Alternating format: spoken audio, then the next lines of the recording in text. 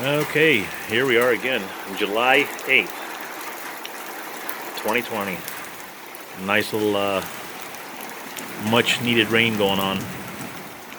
It's been dry here for the last week. Dry, hot, and well, real hot, honestly. But this rain has cooled it down nicely. No need to water the garden tonight. I've been watering the garden every night, and it's growing. It's doing good. It's doing great. But I feel that for some reason rainwater seems to do it much more justice. That's just my thoughts. I don't know. But anyways, yeah, sitting here in the other garage. We got MASH on TV. I'm not really watching it. It's just on there.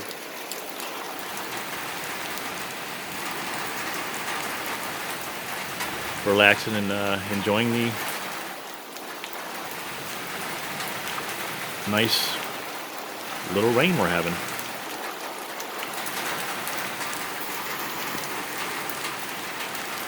So yeah, that's what's going on in my world. Until next time, thanks for watching.